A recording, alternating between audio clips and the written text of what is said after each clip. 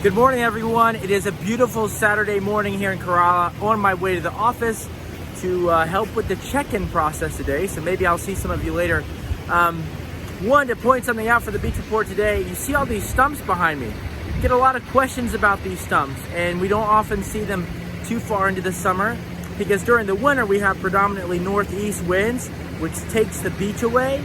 And then during the summer we have predominantly southwest winds, which builds up a nice berm up behind me, and you get a lot of got more sand, softer sand.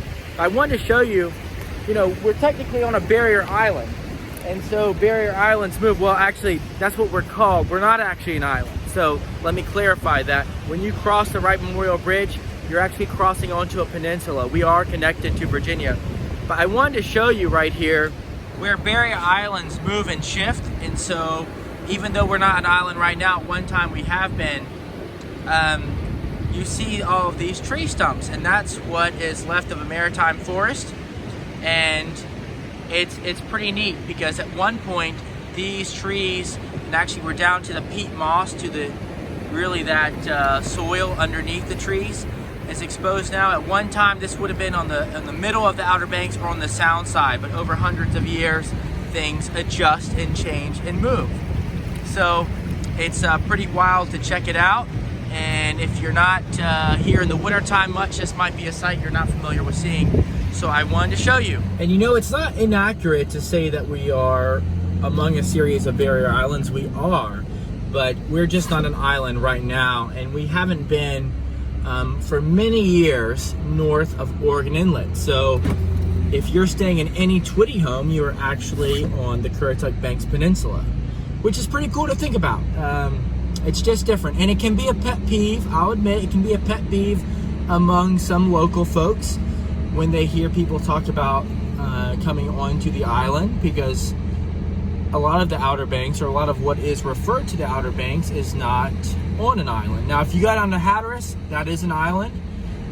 If you go to Ocracoke, that is also an island, but we aren't one up here.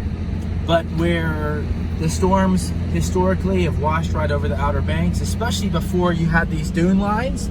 Dune lines like this were constructed. That is not what things would look like naturally.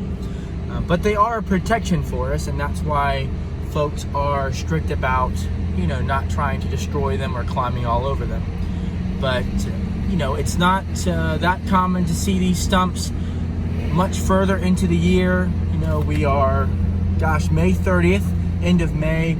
I would say in the next 2 to 3 weeks, a lot of these stumps will be gone. So if you're coming in July or August, it's likely you'll see only a couple of them. But when you're here in March, they're all over the place. So beautiful morning today. I didn't do the beach report yesterday, partly because it was just kind of cloudy, spitting rain from time to time.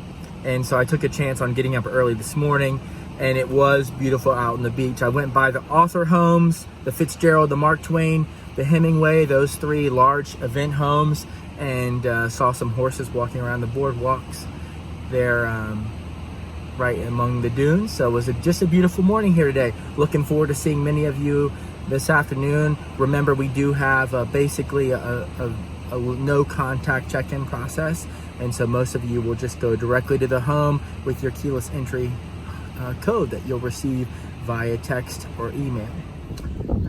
So as I was editing the video, I decided I needed a little postscript or post-video edit, and that is that when I talk about those stumps being gone during the summer months, they're really not gone. They're just covered up by that sand that builds up during those predominant southwest winds. So I wanted to share that on the way out of the video.